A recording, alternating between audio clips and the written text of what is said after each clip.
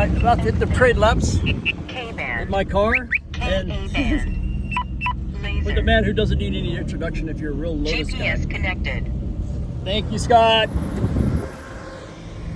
I know about lines on a car, but not lines on a track.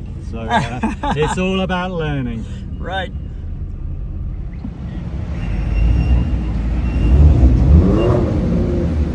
That's Russell leading the pack.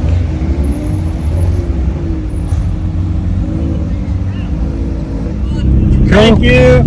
Heading up for our COTA parade lap experience. So I presume we're following this guy, aren't we? Yes, sir. Wow. I hope you liked your tour of the track. It's fantastic, isn't it? And it's so close to the Grand Prix. So yes. What is it? 3 weeks? Yes, sir. Yes, sir. October, definitely. They say you get to see more if you go slower. So. Yeah, well, we'll definitely be going slower than Lewis and Lando and Max. Well, hopefully Max will be going just that little bit slower because as a Brit, we obviously want Lewis and Lando to do well. Yes, sir. How long does they have the track? I think it's a couple of miles. I think it's it's not a bad distance, but obviously it doesn't have quite as many stands. Right. The first time I drove this track, I was in a Lamborghini Huracan. Wow. I got it right after a while, and got a Lotus Import GT out here. Okay, this is where. So are we following him? Yeah, stage driver left, I think. So let's just maybe we stop here and take direction. I'm sure he'll tell us. There we go. I knew he was going to do that.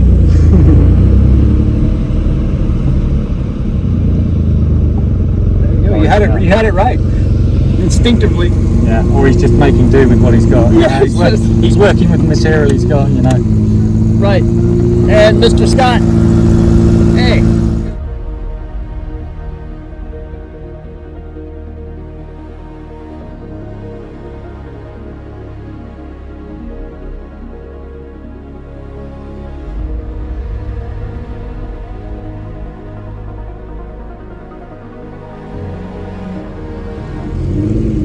Alright, just did the picture, and now we're back after it. That's a very iconic shot, up the hill and the flag. And yes, I agree. Wow, look behind as well. Oh my, let's see.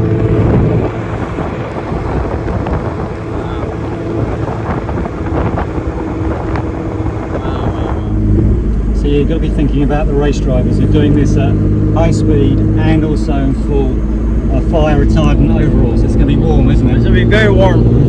Yes. But they got a good prize at the end, haven't they? They're all looking for the win, for the money. Right. I wonder if they ever get desensitized to how cool their job is, even though they're sweating. Kimi Räikkönen always used to project that image that he was a bit sort of, blasé about it all, didn't he? Yes, yes. I think we have him to thank for the livery on this car. Yeah, exactly. Yeah, right. Yeah. Two victories, wasn't it? So, right. I got so close to meeting him. He was in a car, and I was talking to the person in the passenger seat, and I didn't realise that Kimi was in the passenger seat. So it was one of those missed moments. But he probably wouldn't want to talk anyway. So okay, what's he want? He wants us to pass him, so just pass him. Guess they have enough of us. So we just pick up behind these guys now. Please. Yeah.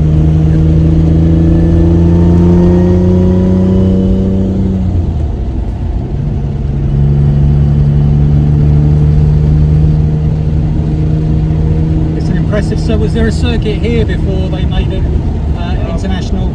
No, sir. We had some private racetracks, but we had nothing like this.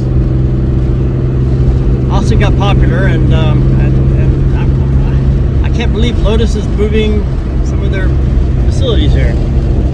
Yeah, I think there was a recognition that this is a centre for new America technology, obviously the motorsport as well. So it kind kind of makes a lot of sense, doesn't it? Right, right. I hope this is, dare I say, a segue to them getting back into motorsports.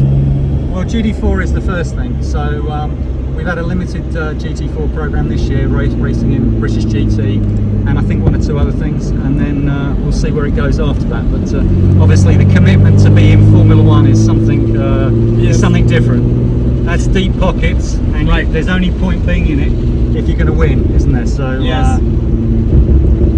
Yes. So that's the thing. We've got a legacy to live up to. There's no point being in it if you're going to be at the back of the field. So very true.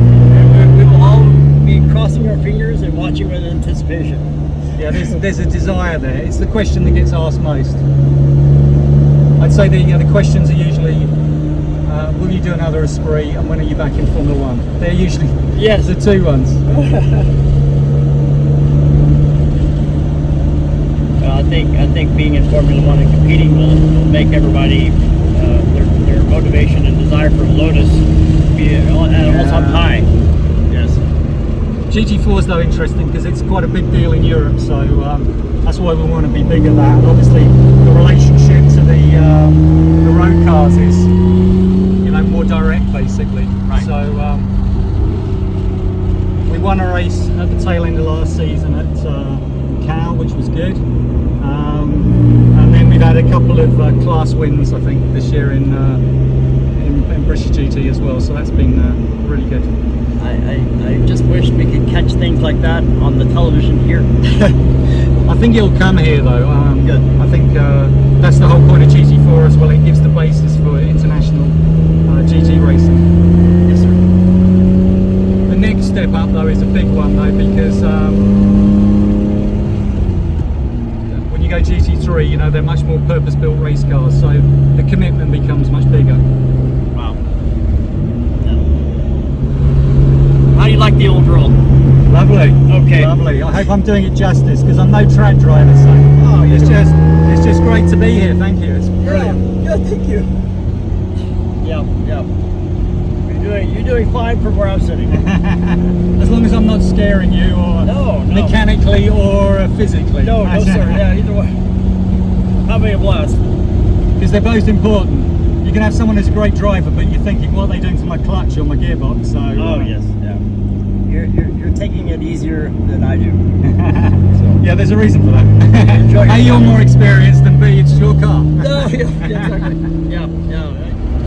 There's a whole generation, obviously, though. Younger kids are actually pretty good because they've spent hours and hours on PlayStation and various sims, aren't they? Yes. So I was watching at Silverstone Classic. Yes. There was one team where both drivers were both sim drivers. Oh, wow. And they finished second, I think. Wow. And they were racing, what were they racing? I can't remember now. But a Mustang, so not something which is an easy car to drive quickly, I wouldn't have thought. Right. 65 Mustang. Yes, sir. Yeah, it's they have leaf springs. Yeah. Yeah, I don't know if they do these days when they race, because they do all kinds of modifications. Don't they may have changed the suspension out.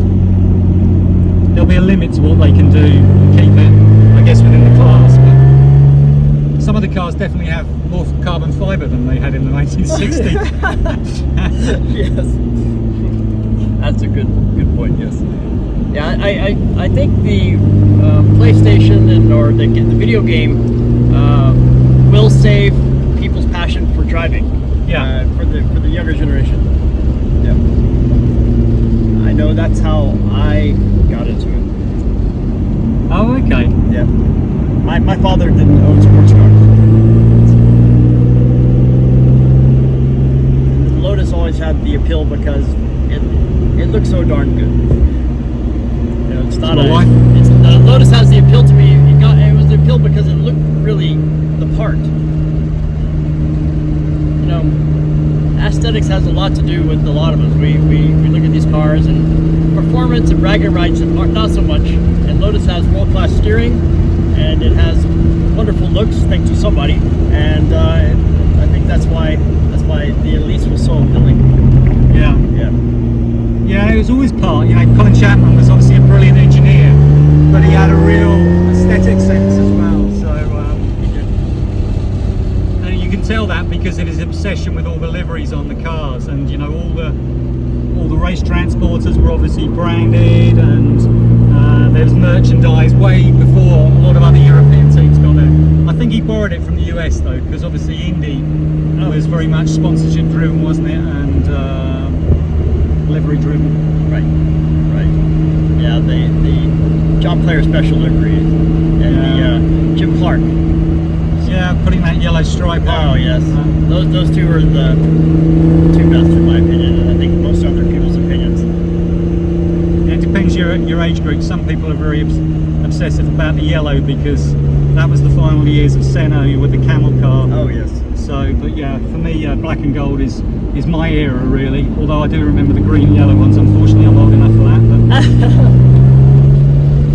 But we have a few people in our club that are kind of waiting around to see if this last internal combustion engine car will have a JPS livery edition. we think it would be inevitable that will happen. Okay, thank it's God. an irresistible force, that. Yes, good. Well, I feel confident now. I asked the right person. I think I said to you, we always roll our eyes a little bit and think, oh, have we done this too many times? You know, are people going to be critical of us? But as soon as we do it, we sell the cars instantly. So, yes, sir. Wow, it's over. It's over. Well, thank you for driving my old car. It's a pleasure. Well, thank you for letting me drive it. Yeah, thank you. Yeah, It's something you can't buy, isn't it? It's right. Driving a black and gold Lotus round a Formula One track. It's your first time to Texas, so it's only proper that you drive this track. Thank you. Thank you, Austin. Thank you very much. That's a good name as well, then, isn't it? Yes. Maybe he was born here. Not many people are born in Austin. They just come here for jobs. I rarely meet one. Park wherever you see fit. Okay. All right. Thank you. I was just, I wasn't sure how low the nose on this one is. I've already had a couple of touches on the mirror. So. Yeah. Well, you know, if you want to put a new design on the front bumper, I guess maybe I'll add value. Bar next to the white one, is that good? Sure. Yes, sir. Yes, sir. All right. Thank you. Russell Carr driving my car. All right. Here's a pin. I did one here. I don't know if that's good. Yes, sir. Please. All right. Mr. Carr is going to sign my car. Is it working? I hope it is.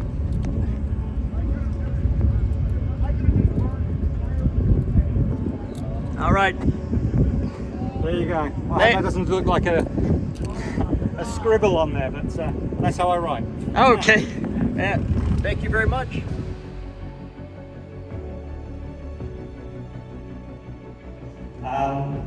And thank you to Chris for loaning his fabulous car to drive around COTA. And we managed to swap stories on hair product as well, because we share a similar line in hairdressing as well. So that's been fantastic. But really, yeah, the warmth of everybody's been fantastic. What I'm going to do now is I'm going to do